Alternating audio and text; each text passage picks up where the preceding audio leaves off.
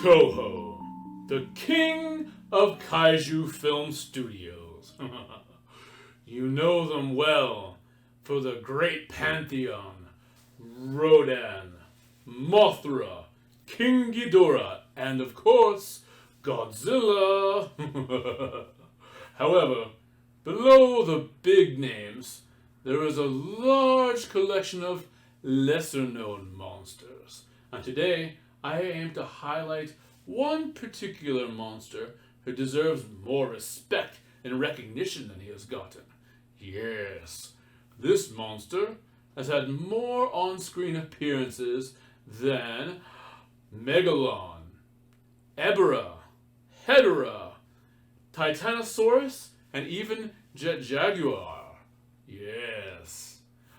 He has a surprising story arc all to himself, and I'm going to lay it all out before you to see. And I am talking about none other than Giant Octopus. Yes. What? Why are you sneering like that? Do not look down to the name of Giant Octopus. It is not as though he is Giant Condor or something. Yeah. Yes. As it so happens, this great cephalopod has appeared in an entire trilogy of wondrous Toho films. The first film in the series came out in 1962, and that is King Kong vs. Godzilla. Yes! Before the titular champion match was to take place, Giant Octopus actually took place in this movie's very first monster-on-monster battle over on King Kong's own island. Yes!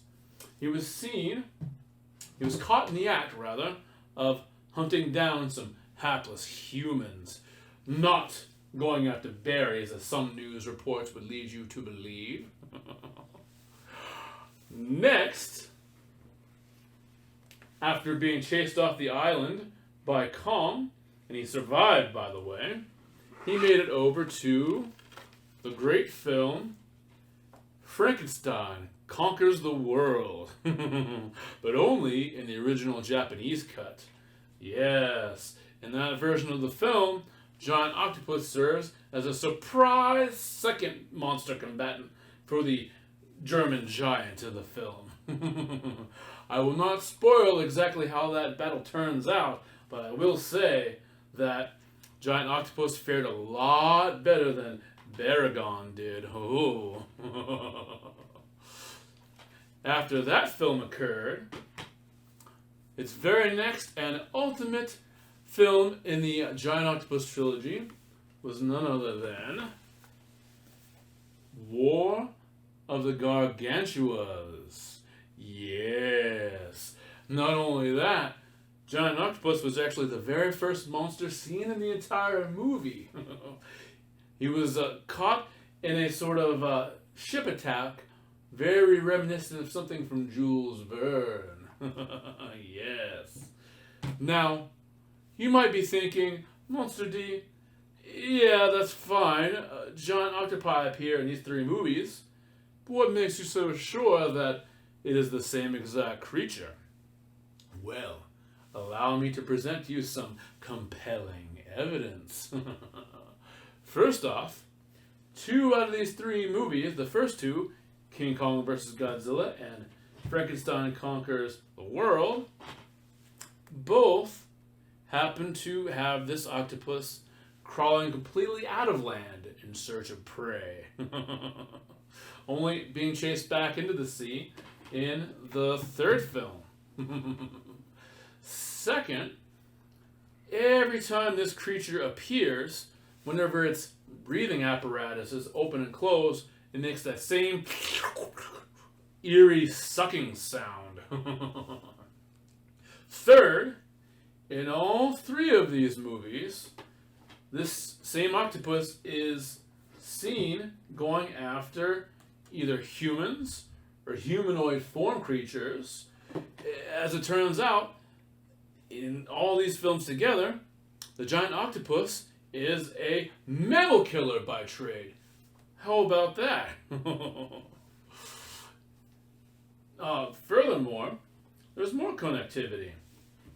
When Frankenstein Conquers the World ends with that great battle, you may or may not know that War of the Gargantuas is actually a loose sequel to the Frankenstein film. In the Japanese language version, in fact, the Gargantuas are continually referred to as Frankensteins. The idea is that, in brevity, they are pieces that had torn off of the regenerative monster and have grown into great and unique monsters of their own right. Thus, my belief is that the Green Gargantua, Gyra, who angrily attacks Giant Octopus, had been hunting and stalking the monster out of sheer vengeance for its poor Frankenfather. It was a sort of muscle memory that led it to cause such an act. Yes.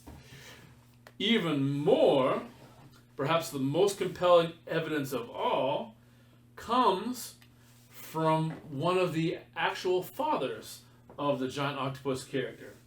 You can find it right here. This is the Criterion entire Showa Godzilla collection. And in this set, there is an 8th bonus disc filled with archival special features. And one in particular is called Toho Unused Special Effects, all the way towards the bottom. This whole thing is a compelling documentary, which, if you do buy this set, I implore you to watch. It is wonderful. Among many other great interviews, there's a 1986 interview by none other than original Godzilla director Ishiro Honda. He talked about using the Giant Octopus in the King Kong Godzilla film and said that whenever that was first played in theaters there, the octopus got a huge reaction and applause. He was popular, so much so that due to fan reaction, he put the monster in those other films. That monster reappearing in the other films was pure fan service. Yes. So, perhaps I have enlightened you and brought some new respect in your mind to this great cephalopod. If nothing else, perhaps I have given you a new way to view these movies.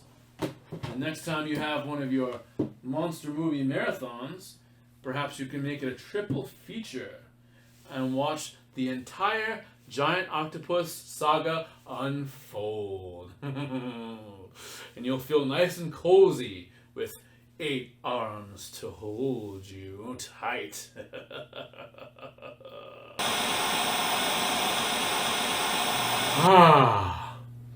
How fancy of you to scurry on into this video. For today, I am going to present to you an Arachnid Assault, a web-ridden war, a fang-covered fight. Yes, for today, I have 2 spider-themed concept albums, and they are going to go head-to-head, fang-to-fang. Yes, it'll be no holds barred, no matter how many arms or legs they use. Yes. First up, we have Alice Cooper's Along Came a Spider. Yes.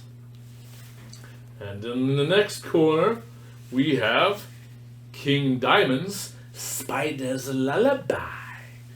Yes. I will present to you my criteria for this battle, but first, allow me to weigh in on each album. Along Came a Spider was released in 2008, and surprise, surprise, there are no actual spiders in this album. Instead, it centers around a spider-themed serial killer who goes out of his morbidly creative way to leave some arachnid evidence behind, shall we say. Now, if you ask me, this would be one of Alice Cooper's absolute darkest, creepiest albums ever. I would say it was easily on his top 5 scariest albums of all time. Yes. The concept in it runs very, very far. The legs scurry wide, for a certain name is uttered in here, as well as some other connections, which bring this album all the way back to the classic album, Welcome to My Nightmare. Yes. Now, The Spider's Lullaby was released in 1995. However, it was reissued in 2009. Just a scant year after, along came a spider. Ooh, that certainly looks like a tangled web, does it not? Now, the thing about King Diamond is that he is very well known for his concept albums. All of his albums are concept albums. What a concept! However, interestingly enough, this album is only about half a concept. In fact, out of 10 tracks, only the last 4 are actually about the Spider's Lullaby itself. Interesting, huh? But fear not, for those tracks there are jam-packed with spiders. Spiders here, spiders there, spiders everywhere.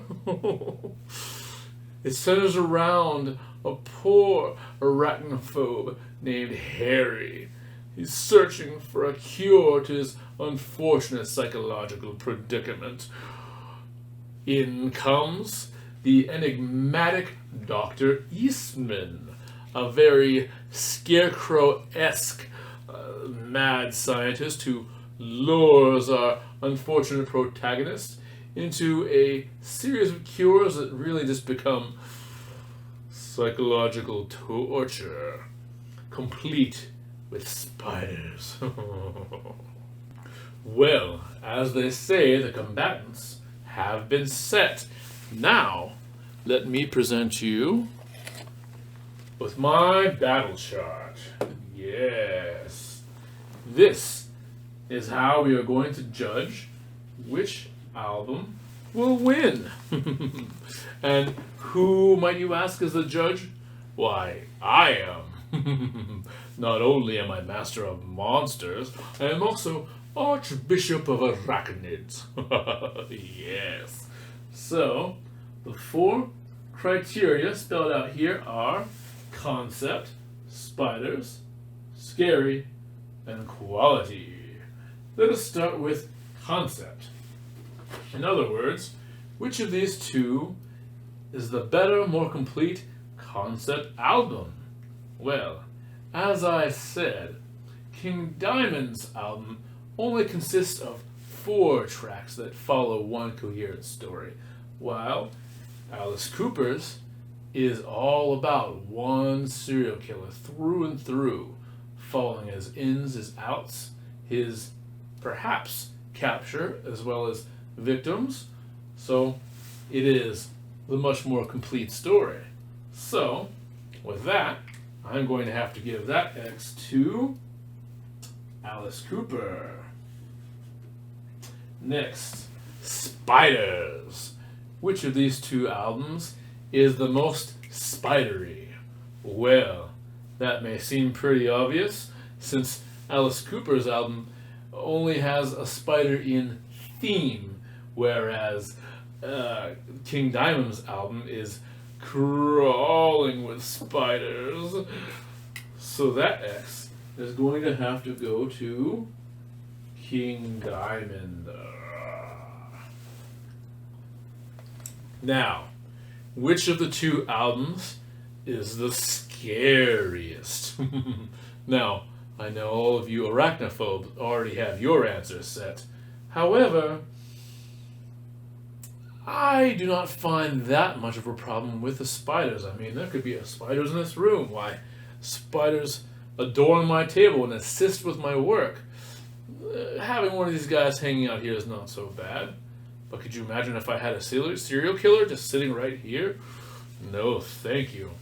Yes, I am going to say that Alice Cooper's is by far the scariest, especially considering its very gruesome and somewhat graphic detail. So, that X goes to Alice Cooper's. Along Came a Spider. Last is Quality. Which one is just the best album in terms of music? Well, when it comes to Alice Cooper's, it starts strong and it finishes strong. In the middle, there are some great tracks. However, it, both in theme and in much of its execution, is essentially a metal album. But in the middle, there's some more kind of classic and lighter rock tracks that ever so slightly detract from the heavy tone that has been set. Now, I know that Alice is great with his humor, providing levity in a lot of his songs, albums, and cases. However, this was one time where it seemed as though he was going to play it straight and then sort of pulled back, so not quite as consistent. Now, with Spider's Lullaby, even though the first 6 tracks are not about spiders, I would say they are every bit as solid as the rest. This thing opens with a punch with From the Other Side, with some pounding, jarring riffs, and the song The Poltergeist is as creepy as any of the spiders, and it makes its way into my Halloween playlist every year. Yes. So I would say this is a much more strong, cohesively monstrous album in terms of its loudness, its vocals. Everything is on point with this album. So I'm going to give this album the X on quality. Both of them are high quality, but I do believe King Diamond edges out Alice Cooper's in that department. So, those are my 4 criteria. So obviously that means that the winner is a tie? A tie? How can I possibly have a tie? Oh, I don't even wear a tie. Well, I suppose I'm going to have a tie breaker. In this case, perhaps a tie biter. Away with you. And I will do that with none other than my very own Magic Monster Maker. Yes. Fellow, you can hang down there. In here, I have 2 identical spider eggs, each representing one of our wonderful artists here. So whichever one I pull will be the venomous victor. Ready? You may remember, I have to shake it. And then I will open and not look.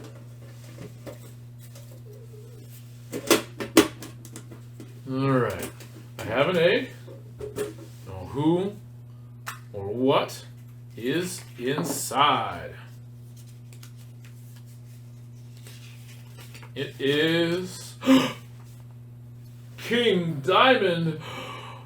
The spiders were too numerous in his album. They overwhelmed poor Cooper and poor Spider, which is the serial killer's name, and he has been wrapped in silk, unfortunately. So, Spider's Lullaby is the winner. However, I strongly recommend you add, if you have not already, both of these albums to your collection. For either way, you are the winner. The webtastic winner. Well, I thank you for this spidery spitfire of a battle. And tune in next time for more legs. Welcome to the drawing challenge, the very last leg of today's episode of The Real Monster D. Considering the subject matters we've discussed today, I have a special drawing challenge. We have talked about giant cephalopods and musical spiders. So how about we combine the two creatures? Yes. So today, I'm going to challenge myself to try to come up with a hybrid of any cephalopod and any arachnid into one super eight-legged creature, and do so in 5 minutes or less. Let us see what we can do. Are you ready? I think I am ready. And begin. So any cephalopod and any arachnid. So, how many cephalopods do you know of that exist? How many arachnids? We all know spiders, but of course there are quite a few other arachnids out there, right?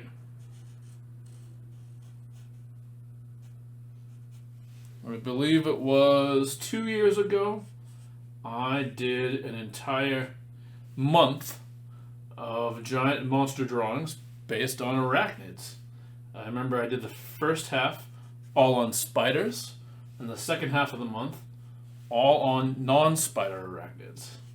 Quite a fun challenge there. Any idea what arachnid part I'm using for this one? I'm using something that is awfully clawful.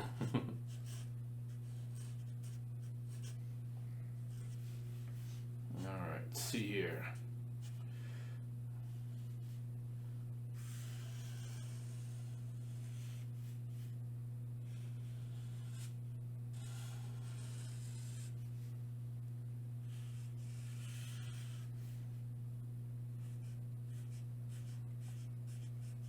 Look at that. Spikes in the legs.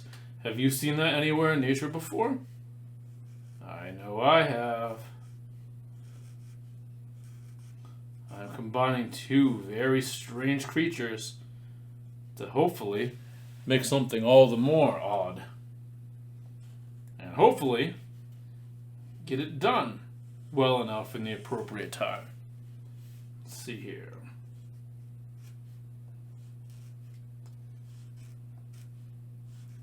So what are some similarities that cephalopods and octopi share besides obviously having 8 limbs? Well, they have 8 limbs.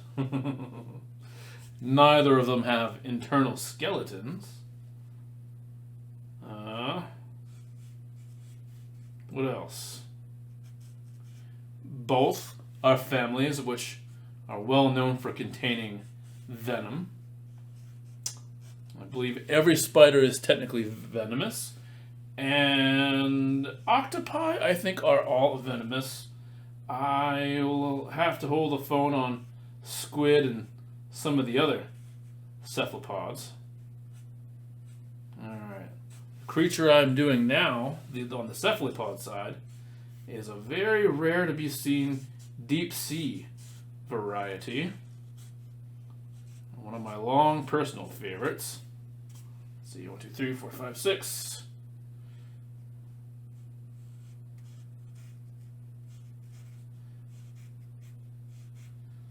Alright. 8 in the back. And a hint of one there. Granted, sometimes you can get away without showing all the arms because they're not always in a perfect view. But I figured for this challenge, I would keep it clear and let you know that I indeed did do all 8 limbs. And by the way, these are not limbs, not legs at least. In a spider, they have those 2 little things on the sides of their mouths that look like legs. They call them, I believe, palpae, something to that effect, and that's the same exact body part that is on a scorpion, in any case, which I just gave away the arachnid half of what I am doing here. So,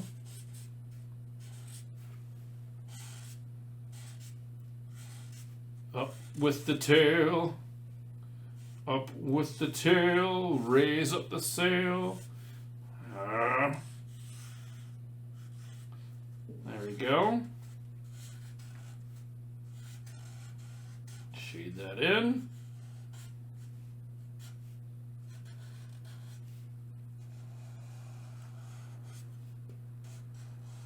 Alright. So the cephalopod side I'm basing this off of is something called a and that is time. That is a half scorpion and half vampire squid. Have you ever heard of a vampire squid before? Yes, they are deep sea dwelling, very slow moving cephalopods that they have the ability to unfurl their legs with this sort of odd webbing, and they almost look bat-like in a way, and they can curl themselves up within themselves, and rather than the typical suction cups of octopi, they have spikes. Pretty monstrous, huh? Well, here is my, let's see, half cephalopod, half arachnid, so it would be a cephanid or an arachnopod. In any case, this is my attempt at a 5-minute, 8-legged monster. Yes. So, thank you for joining me on today's episode of The Real Monster D. Please, if you will, check that like box and put on your sharing hands and toll the bell so you can be wary when the next episode of The Real Monster D comes. Until then, stay monstrous.